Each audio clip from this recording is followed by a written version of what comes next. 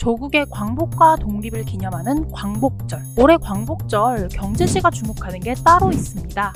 바로 삼성전자 이재용 부회장 특별 사면 혹은 가석방.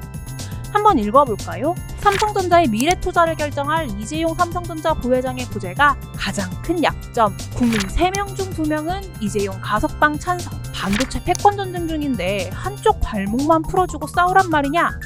진짜 이런 칼럼도 있네요. 삼성이 잃은 10년은 곧 한국 경제가 잃은 10년이다. 놀랍지는 않습니다.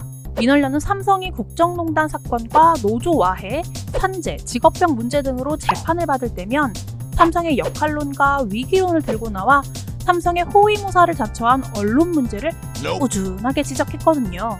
이재용을 다시 사회로 될 수 있으면 가석방보다는 특별 사면을 외치는 경제지. 이유는 뭘까요? 우선 과거로 돌아가야겠습니다. 지난 1월 18일 서울고등법원 형사 1부는 이재용 삼성전자 부회장에게 징역 2년 6개월의 실형을 선고했고, 이재용 부회장 측이 재상고를 포기해 형이 확정됐습니다. 이때 기사들을 좀 살펴볼까요? 한국 사회에서 기업 총수는 여기서 터지고 저기서 쥐어박히는 처지. 삼성 사건은 정경유착의 기존 관행에서도 많이 벗어난 것으로 느껴진다. 이 부회장이 오히려 피해자라는 인상을 받는 것은 나 혼자만의 생각일까? 이재용 부회장의 유리한 여론을 적극 전하기도 합니다. 제임스 김 주한미 상공회의소 회장이 CEO의 과도한 형사 책임을 묻는 한국이라는 말이나, 여론조사에서 징역 2년 6개월형을 두고 국민 절반이 과하다라고 말했다는 게 대표적이죠. 86억 원의 뇌물을 제공한 이 부회장을 피해자로 묘사하는 것도 부적절하지만 팩트체크를 할 게 하나 있습니다. 과연 이재용 부회장은 과한 형량을 받은 걸까요? 애초 검찰 구형은 징역 9년이었습니다. 박근혜 전 대통령의 부탁을 받고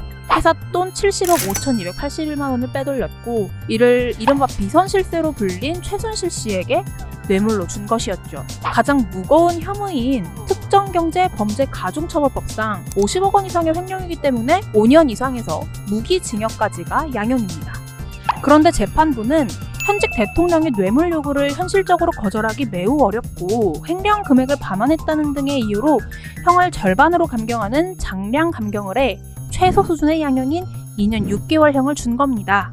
피해자이자 과도한 형량을 받은 셈이란 경제지의 프레임은 납득하기 어려운 거죠. 다시 현재로 돌아오겠습니다. 경제지가 꼽은 사면해야만 하는 이유, 산업계의 경제위기 타파와 글로벌 반도체 패권 전쟁 속 국익 현실화. 한마디로 이재용이 나와야 한국 경제가 돌아간다 라는 겁니다. 그런데 이 또한 납득하기 어렵습니다. 총수와 기업을 동일시하는 태도, 구시대적입니다. 현대 주식회사 제도에서 회사 내부의 최고 의사 결정기구는 이사회입니다. 삼성전자도 마찬가지죠. 실례로 보자면 이재용 부회장이 1차 구속된 2017년 삼성전자 실적은 크게 개선됐습니다. 이번 삼성전자 2분기 실적과 영업이익률도 크게 개선됐죠. 특히 반도체는 2분기 매출 22.74조 원, 영업이익 6.93조 원을 기록해 전분기와 전년 동기 대비 실적이 대폭 개선됐다는 발표 내용을 주목할 필요가 있습니다. 게다가 지난 5월 삼성전자는 한미 정상회담에 앞서 열린 비즈니스 라운드 테이블 행사에서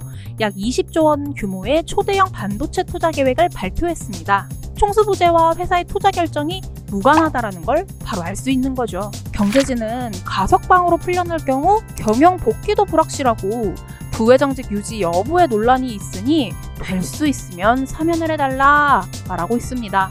글쎄요, 가석방은 수용 생활을 모범적으로 하고 그 기간 중 추가 범죄를 저지르지 않는 이들에 대한 특혜입니다. 우리는 이재용 부회장이 모범적인 수용 생활을 했는지 판단할 수 없습니다. 프로포폴 불법 투약 혐의와 자본시장법상 부정거래 행위 등 재판도 아직 남아있습니다. 게다가 문재인 대통령이 대선 후보이던 시절 재벌의 불법 경영 승계와 황제 경영, 부당 특혜를 근절시키겠다는 공약을 봤을 때 이재용 부회장을 사면시킨다면 촛불 정신에 역행하는 일이 될 것입니다. 우리가 돌이켜봐야 할 것은 유전무죄, 무전유죄가 여전한 한국 사회 현실입니다.